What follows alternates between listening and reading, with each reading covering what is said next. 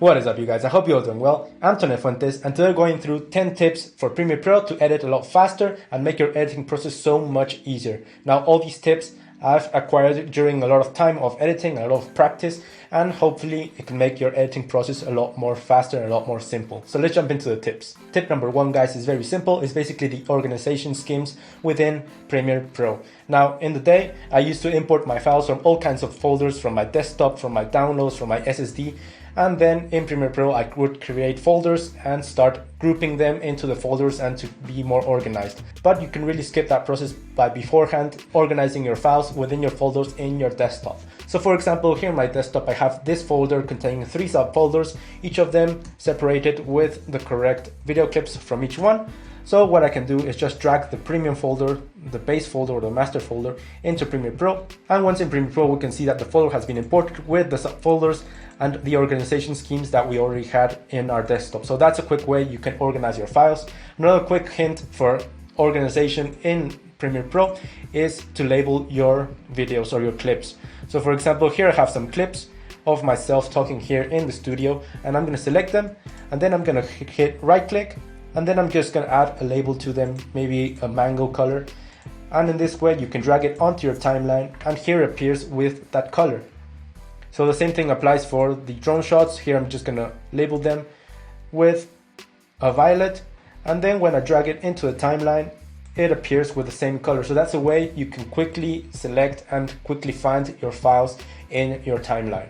Okay, number 2, guys, is masters in control effects. Now let's say you've already edited your timeline, you've cut everything and mixed up everything together, but you forgot to apply a LUT or a color grading into one clip. So let's say your clip, maybe it's this one, and it's spread out throughout your timeline, and you don't want to adjust this one, copy the settings, and go all the way, selecting each of them and pasting the settings. Maybe you want to do it in a faster manner.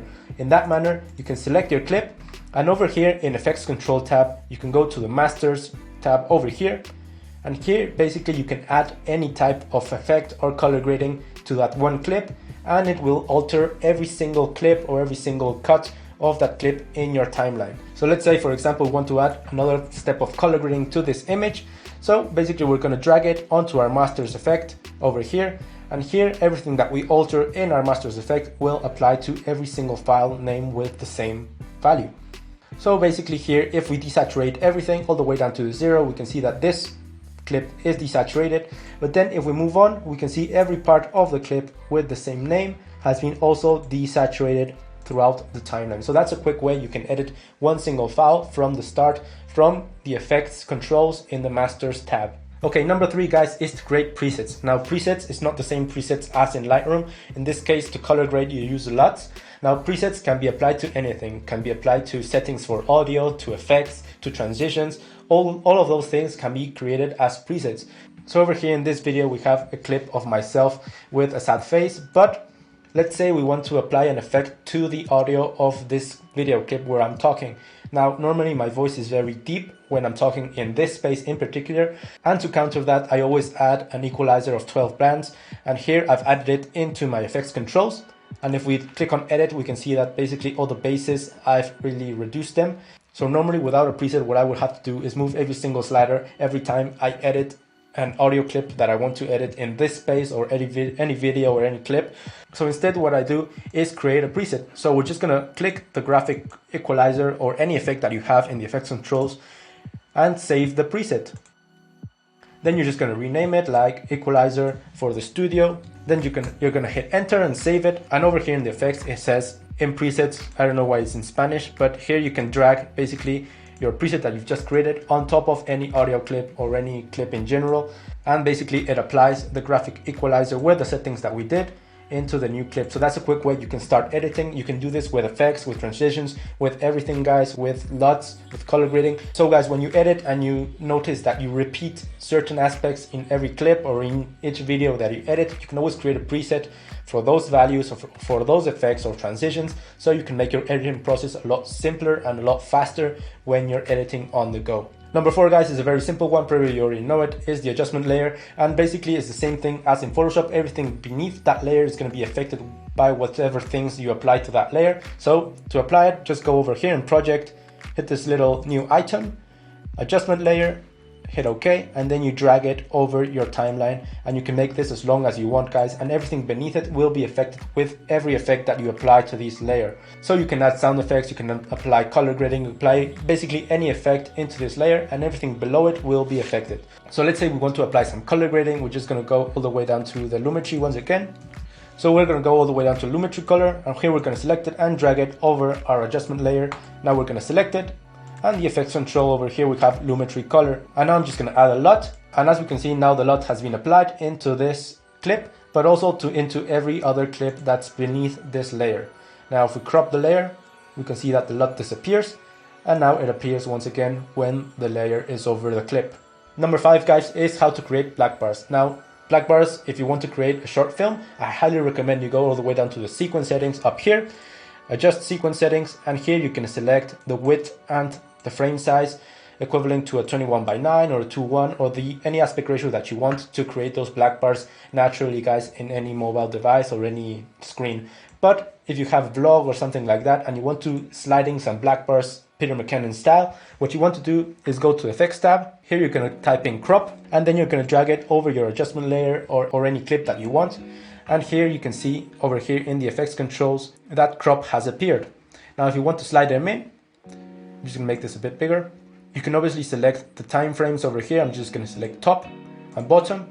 Then I'm just going to move in just a bit, and then I'm going to select it once again, the time frames, and select 15% to the crop. And as we can see, the crop black bars have appeared on our screen. And if we rewind it just a bit, we can see how they slide in with the time frames that we just applied. And then the slide in, and basically that's how you slide in black bars for vlogs or for tutorials, anything like that, guys. It's a very simple manner and it's very quick. Now you can obviously save this as a preset once again. You can right click, save preset, and then you have your automatic black bars that slide in, guys. Okay, number 6, guys, is blocking layers.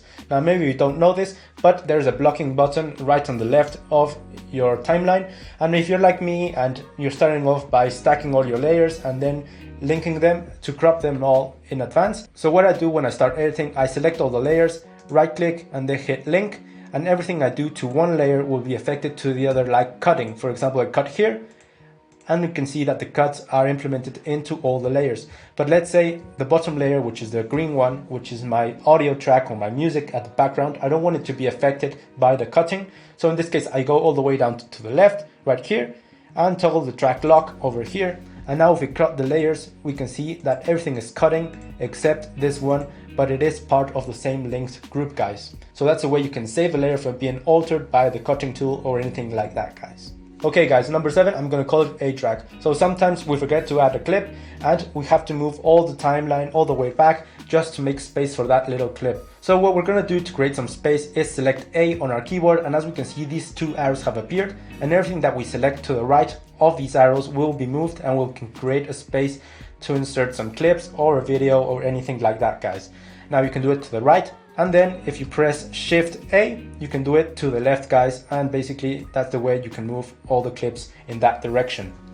Number 8 is another way to put a clip in the middle of your timeline without deleting anything below. So normally when we add a clip and we put it in the middle, we can see that it deletes everything beneath it.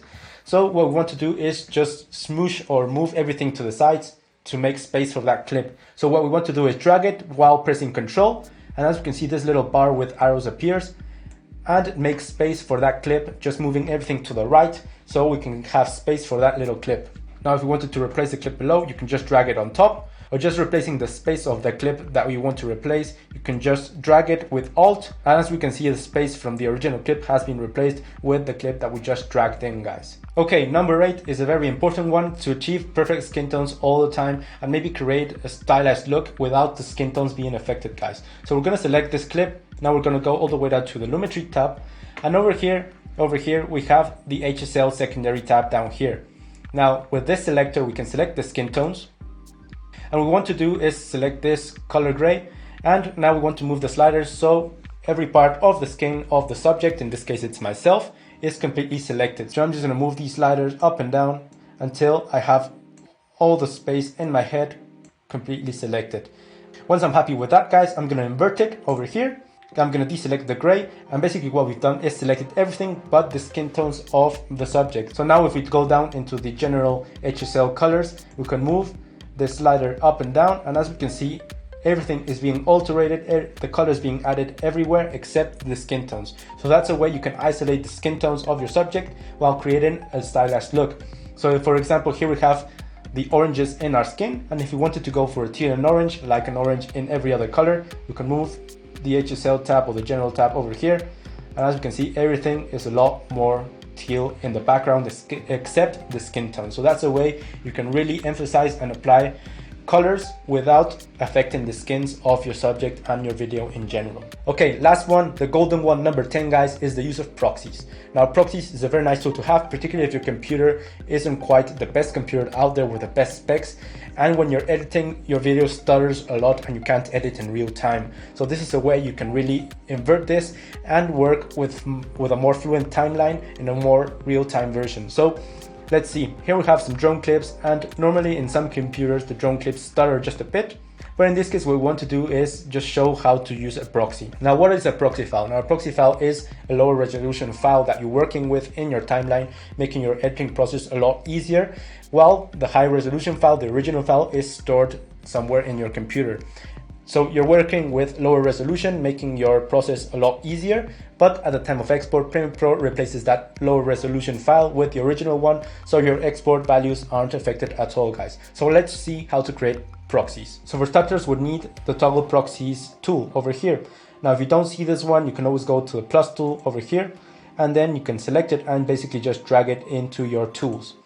Okay, next up, we're going to select all the clips that we want to proxy. You can proxy everything from your timeline before you start editing, or you can proxy just simple files. So in this case, I'm just going to select this one, which is the first one over here. I'm going to right click, proxy, create proxies. Now this little window opens up. Here we're going to select the resolution that we want to convert the proxy into.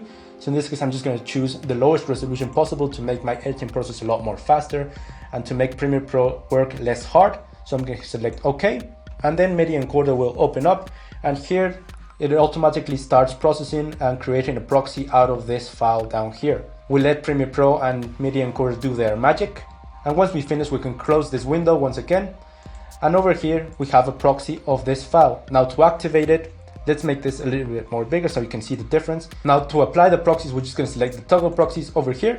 We're just going to click it, and as we can see, there's just a little slight change, lower resolution, but it's basically the same. In my computer, which isn't a 4K computer, this is a 4K clip, isn't very notorious, and now you're working with a lower resolution clip on your timeline, which will run much faster than a 4K clip or the original clip of that drone shot. So this is a way you can replace your files with low resolution clips, so you can edit a lot more faster, but not losing any % of the quality when you export your video, guys. So those are 10 tips for Premiere Pro, guys, to make your editing process faster. I hope you liked it. If you did, can you please give it a like? Remember to like, share, comment, anything like that. You can always join our membership on the channel or buy some presets, linked down below.